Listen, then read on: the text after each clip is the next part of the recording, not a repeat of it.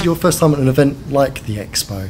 This is my first event like this. Yes, exciting. I was although quite similar to your home life. Yeah, this is a lot like my home life actually. Yeah. Actually, it's not like being on set. It is. It is big, strange Halloween style summer camp With more Wookiees. Way more Wookiees than on site.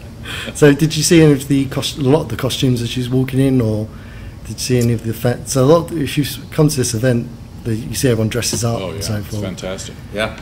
Yeah, we actually sit and marvel, and I wonder if we're gawking, but then I think, aren't we supposed to gawk? Right. So I don't have to look away. It's not like I should be looking out of the corner of my eye. I can just stand there. Right. And in fact, yesterday we were just going up to them and asking if we take pictures, and of course the answer is always yes. Yeah. So. Yeah. So you're looking forward to the opportunity to meet the fans face to face of the show? Yeah. Absolutely. Yeah, the amazing thing I think about sci-fi fans is they're just so rabid and supportive and wonderful. So every opportunity we've had to meet them has been really inspiring and great so far. And we read read about them online and what they're saying online quite a bit. So it'd be nice to actually have a back and forth conversation as opposed to just a one-way conversation. Of course, the tricky thing for us being here is we've only begun airing here, and of course we've finished our run in the United States and Canada. So how much do we say, when, to whom? Exactly. So far, everyone seems to have watched it all illicitly in one way or another. Can't imagine how. Yeah. So where did the idea for Haven come from exactly? I know it's based on a Stephen King novel, but how did the idea come about to develop it into a show? All right. Do you want me to answer that? You know, you have heard it. You can probably do better than Please. Please. Lucas came along 4 or 5 years after we'd already conceived the idea, actually, which is why he's... You don't have to actually tell them. Because we read The Colorado Kid. We saw... we had an idea that was not a supernatural idea for a TV show based on it. We proposed that to Stephen King. He said, but where's the supernatural element? So we thought, oh, okay. So we were actually arrogant enough to propose to Stephen King a supernatural element that we would add to one of his books. And after he read our 15-page mythology of everything that's happened in this town, he wrote us Sounds Like a Blast. And that's tattooed on Sam's back if you want to get a shot of that. So we went from there, and we basically have taken not the book of Stephen King, but the world of Stephen King, and sort of dipped into all those different wells to tell these stories. I mean, none of the stories are from the books, but they're certainly inspired by the books. So obviously a lot of shows currently now have sort of like running themes as such, like Fringe and the whole Lost. They have like a story arc as such for the whole series. Is that an approach you're taking with Haven at some stage? That document that we did for Stephen King initially, which was now 4 or 5 years ago that we laid that out for him, it detailed the overall mythology of the show that will carry us forward another 5, 6, 7 years, however long it is that we have to go. We actually at one point looked at redeveloping this as a mini-series of 10 one-hour episodes, and that gave us a series of tentpole moments, each of which matches up roughly to a season or to some large piece in the season. So yeah, we know the last scene in the series.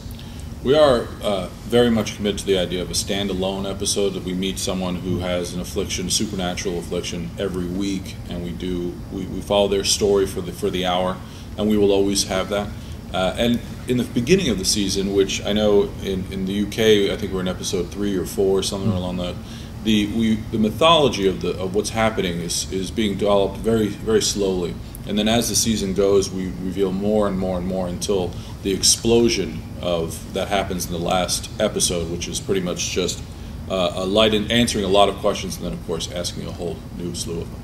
It's funny, we'll occasionally see a comment on the internet or something where someone's saying, oh, they took that from Fringe or something like that. And it's like, actually, we came with that a long time before Fringe was ever on the air. It was before Heroes. It was before all that stuff.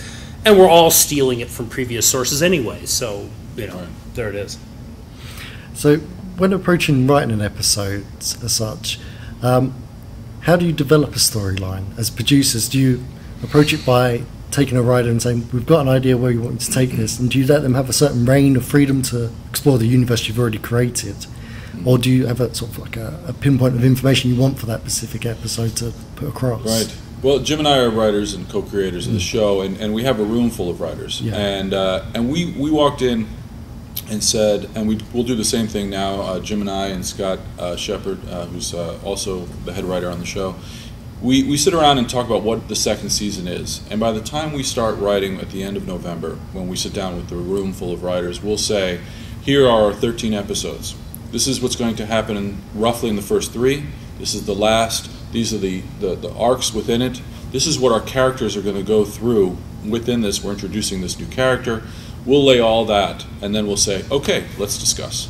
And then we start drinking huge amounts of caffeine, and we sit in a room for 8 hours a day and basically just free associate and come up with things, just like the fans do. It's not unlike that. I mean, we're doing it 10 to 6. Would it be cool if... Right. We're doing it in the middle of the day, and they're doing it on the weekends because they have jobs or school or whatever it is, and we're getting paid for it. That's the incredible thing. And we come up with this stuff, and I come home from work and say, well, what did you do today? I thought about what would it be like if you were cursed with, and then come up with some crazy thing. And the distinction here is we don't just come up with the cool thing, which is what's the cool curse, what's the cool affliction that this person has. We say, why is that important? How does that reflect back into our characters, into the world, and what does it mean emotionally to the people involved? And I think that's something that the good sci-fi shows do. It's not the flash, it's the why is it important. X-Files did it really well. I mean, the stories for each, when they came into it, there was a reason why this stuff was happening. For us, these afflictions really are, it's an allegory, to get fancy about it, for, waking up with cancer.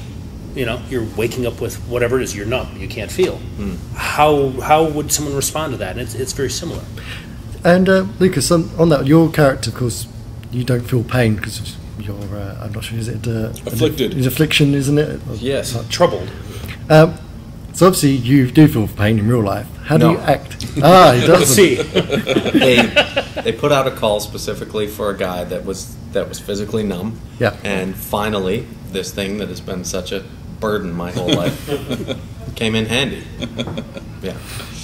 So when acting out this role, though, if normally if you got hit in the face or something, you'd feel it. Right. So when you got to pretend that sort of look, because you act when you're being hit in the face, you don't actually get hit in the face. Uh-huh. So now you're trying to act like you've been hit in the face, right? But you didn't actually feel it. Uh-huh. How do you approach that? Not obviously that you've been hit in the face, but as in terms of when you're approaching that sort of thing. It's kind of totally ridiculous. It's one of those completely ridiculous things that we do. Yeah, it is. Other